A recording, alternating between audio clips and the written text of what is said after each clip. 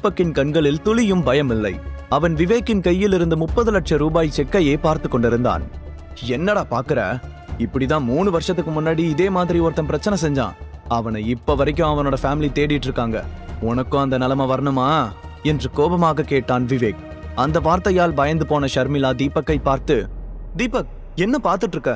உடனே விவேக் கிட்ட சாரி கேட்டுட்டு இந்த இடத்தை விட்டு போ, உனக்கு எதுவும் ஆயிடக்கூடாது என்று சொன்னாள். அவள் அக்கறை தீபக்கிற்கு மகிழ்ச்சியை தந்தது. ஷர்மி, நான் எதுக்கு மன்னிப்பு கேட்கணும்? இவனோட மிரட்டலுக்கெல்லாம் நீ பயப்படாத, குறைக்கிற நாய் கடிக்காது என்று சொன்னான் தீபக்.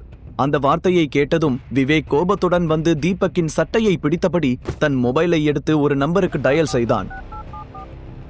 இன்ஸ்பெக்டர் சிவா, நீ உடனே என்னோட ஆபீஸ்க்கு கிளம்பி வா.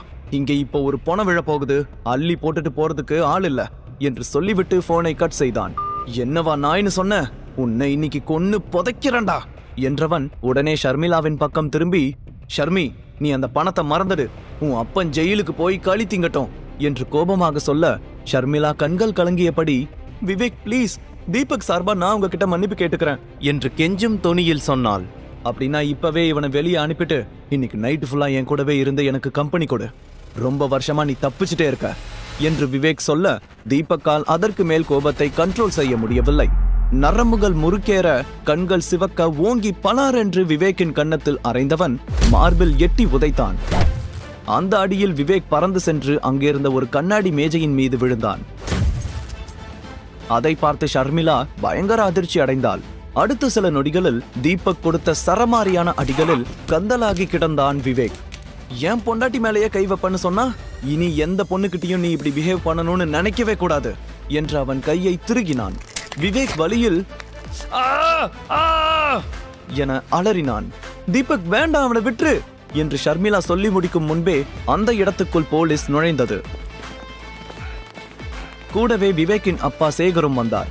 அவரை பார்த்ததும் விவேக் கலங்கிய கண்களுடன் எழுந்து, அப்பா, இந்த பொறுக்கி உங்க பையன் மேலேயே கைய வச்சுட்டான்பா, இவனை உடனே ஜெயில தள்ளுங்கப்பா என்று கோபமாக கத்தினான்.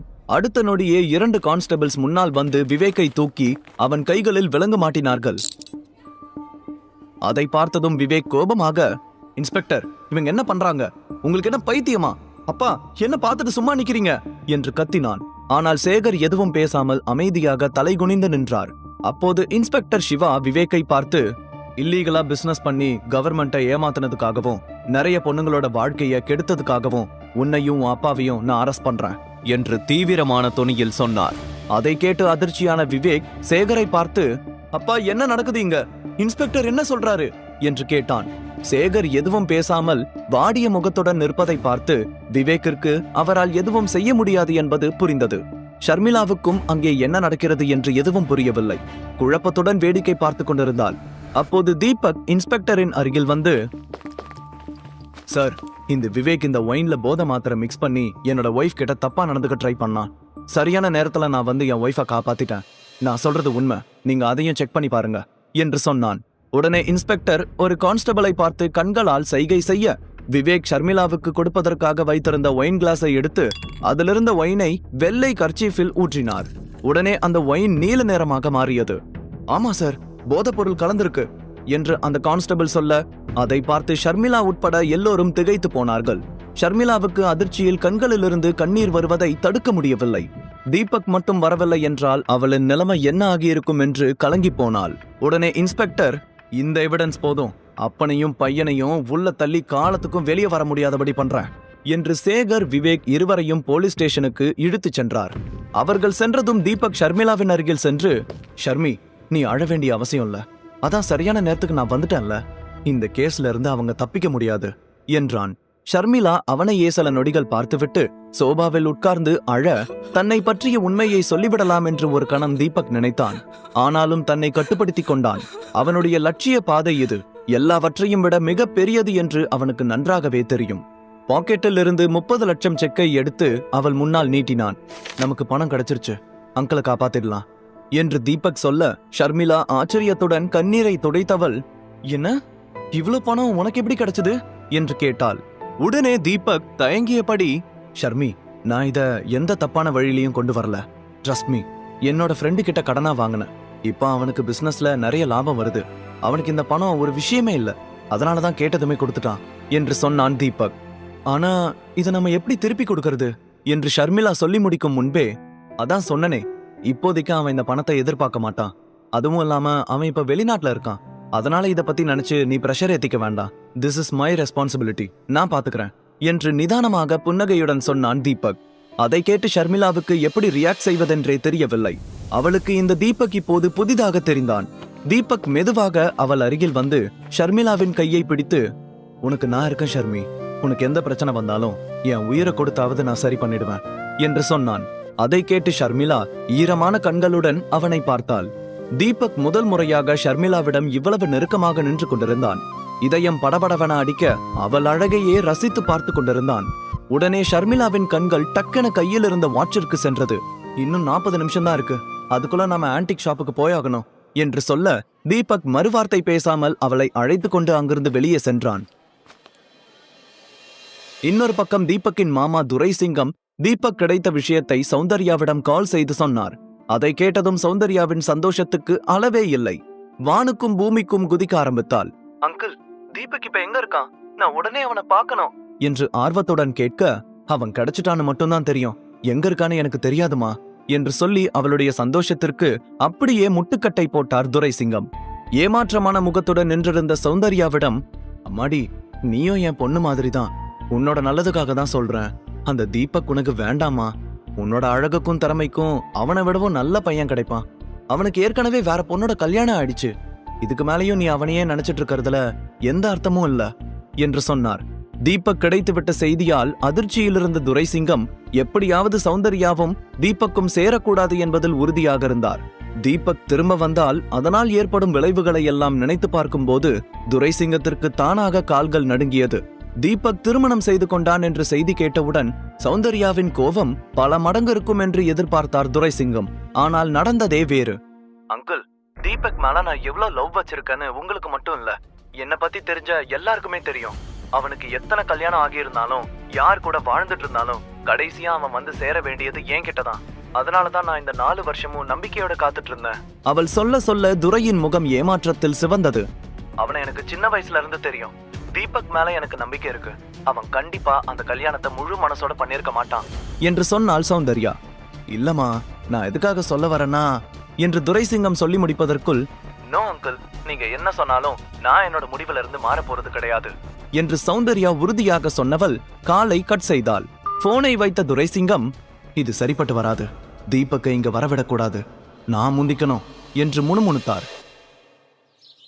சிவகங்கையின் பக்கத்து சமஸ்தானமான புதுக்கோட்டையின் பழைய கோட்டை வீட்டில் இருக்கும் சௌந்தர்யா சந்தோஷத்தில் துள்ளி குதித்து ஓடினாள்.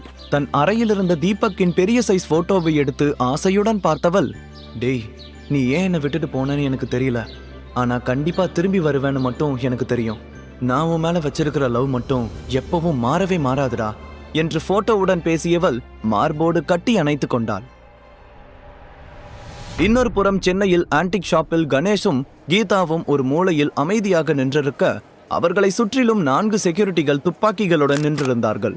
அப்போது மேனேஜர் அங்கே வந்து, உங்களுக்கு நான் கொடுத்த டைம் முடிய இன்னும் 10 நிமிஷம் தான் இருக்கு, இதுக்கு மேலேயும் உங்களால பணத்தை கொடுக்க முடியுங்கிற நம்பிக்கை எனக்கு வரல, அதனால ஜெயிலுக்கு போக ரெடியா இருங்க, நான் உடனே போலீஸ்க்கு போன் பண்றேன் என்று சொல்லி போனை எடுத்தார். சரியாக அந்த நேரத்தில் தீபக்கும் ஷர்மிளாவும் அங்கே வந்து கொண்டிருப்பதை பார்த்த கணேஷின் முகம் பிரகாசமடைந்தது. உடனே வேகமாக ஷர்மிளாவிடம் ஓடி சென்று, அம்மாடி, என்னாச்சு, பணம் கிடைச்சதா? நீங்க ரொம்ப நேரமா வராததால நாங்க எவ்வளவு பயந்து போயிட்டோம் தெரியுமா என்று கவலையுடன் சொன்னார். அப்பா, அதான் நாங்க வந்துட்டோம்ல, பணம் கிடைச்சிருச்சு, இனிமே பயப்பட தேவையில்லை என்று சொன்ன ஷர்மிளா தன் கையில் இருந்த செக்கை எடுத்து கணேஷிடம் கொடுத்தாள். கணேஷ் அந்த செக்கை முழுதாக பார்க்கும் முன்பே அவன் கையில் இருந்து செக்கை பிடுங்கிய கீதா, நான் சொன்னல அந்த விவேக் கண்டிப்பா நமக்கு ஹெல்ப் பண்ணுவான்னு, உண்மையிலேயே அவன் ஒரு தங்கமான பையன், உன் புருஷ மாதிரி வெறும் பையன் கிடையாது, இவனால எதுவும் பண்ண முடியாதுன்னு இப்பவாச்சும் உனக்கு தெரிஞ்சுதே, நான் சொன்ன மாதிரி முதல்ல இவனை டிவோர்ஸ் பண்ணு என்று அவனை ஓரக்கண்ணால் முறைத்து பார்த்தபடியே சொன்னார். அதை கேட்டு ஷர்மிளா மெதுவாக தீபக்கை திரும்பி பார்த்தாள். அவன் அமைதியாக அவளையே பார்த்து கொண்டிருந்தான். கீதா விவேக்கின் பெயரை சொன்னவுடன் அங்கே நடந்த எல்லா விஷயமும் அவள் கண்கள் முன்னால் வந்து சென்றது. உடனே தன் அம்மாவை பார்த்து, அம்மா, இந்த பணத்தை விவேக் கொடுக்கல, தீபக் தான் பணத்தை ரெடி பண்ணி கொடுத்தாரு, இது அவர் ஃப்ரெண்டோட பணம் என்று சொன்னாள். உடனே கீதாவும் கணேஷும் அதிர்ச்சியுடன் அவனை பார்த்தார்கள். கீதா சந்தேகத்துடன், உண்மையிலேயே இந்த பணத்தை உன் ஃப்ரெண்டு தான் கொடுத்தானா இல்ல எங்கேயாவது ஃப்ராடு தனம் பண்ணி கொண்டு வந்தியா? நீயே ஒரு பிச்சைக்காரன், உனக்கு 30 லட்சம் பணம் கொடுக்கற அளவுக்கு வள்ளல் யாரு? நீ உடனே அவனுக்கு ஃபோன் பண்ணு, உன் ஃப்ரெண்டு கிட்ட நான் பேசணும் என்று சொன்னார். அதை கேட்டதும் தீபக்கிற்கு என்ன செய்வதென்று தெரியவில்லை.